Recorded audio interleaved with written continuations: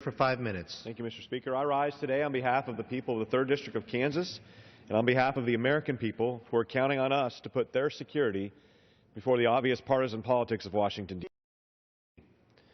I also join a bipartisan majority, leaders of each party in each chamber, to stand up and be counted as one of the many voices in this country in opposition to the President's deal with Iran.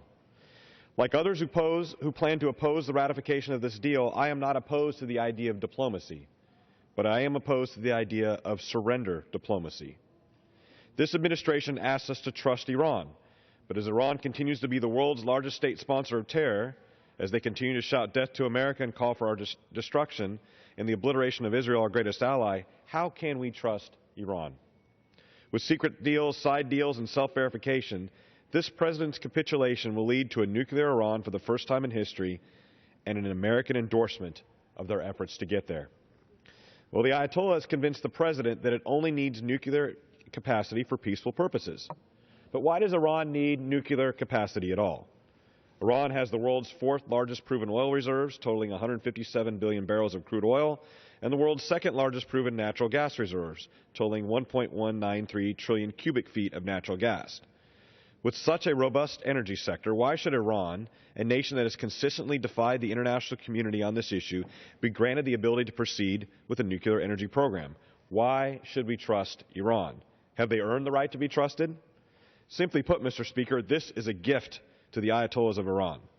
For starters, it releases hundreds of billions of dollars in assets to the regime in Iran, giving them a gift basket full of cash to flood terrorist organizations which seek to harm Americans and our allies. The deal gives the world's largest state sponsor of terrorism a stamp of legitimacy and the means to expand its destabilizing influence through massive amounts of sanctions relief, even before Iran has demonstrated full adherence to the terms deals. It does not, however, bring home the 4 Americans being imprisoned in Iran. When questioned as to why, this administration claims that it did not demand the release of prisoners because it wanted to limit negotiations to just Iran's nuclear program. On the contrary, Iran won key non-nuclear concessions through the process. The deal grants amnesty to Qasem Soleimani, the head of the Quds force in Iran's Revolutionary Guard, who is one of the world's most leading terrorist masterminds and the man thought responsible for the death of at least 500 United States troops in Iraq and Afghanistan. It also lifts the conventional arms embargo on Iran in spite of public testimony from Secretary of Defense Ash Carter and Joint Chiefs Chairman Martin Dempsey that we should do so under no circumstances. Lifting this embargo means Iran can begin to stockpile conventional weapons, and Russia and China can begin to legally profit off of major weapons exports to Tehran. Yet perhaps the most troubling aspect of this deal is its inspections regime. Gone are the anytime, anywhere inspections that were required by Congress and outlined by the administration. In its place, a 24-day notice period for Iran combined with secret side deals that this Congress has no knowledge of and in which the proponents of the plan are happy to be blissfully ignorant. Mr. Speaker, the proponents of this deal know that it does not make us safer or more secure. They know that we cannot trust Iran.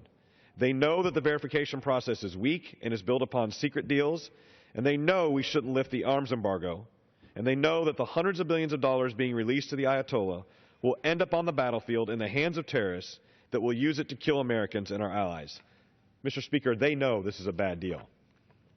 I'm proud to have my name listed along with Democrats and Republicans in a bipartisan majority opposing this deal. Mr. Speaker, those who ignore history are doomed to repeat it. In 1994, we heard President Clinton sell his nuclear agreement with North Korea on many of the same talking points President Obama used in his speech to sell this deal with Iran. Yet in 2006, we watched as the North Koreans detonated a nuclear weapon. Mr. Speaker, there is still time to stop this, and I beg my colleagues on both sides of the aisle to vote against this deal so we aren't watching Iranians detonate their own bomb just a few years from now. And I yield back. The gentleman from Kansas yields.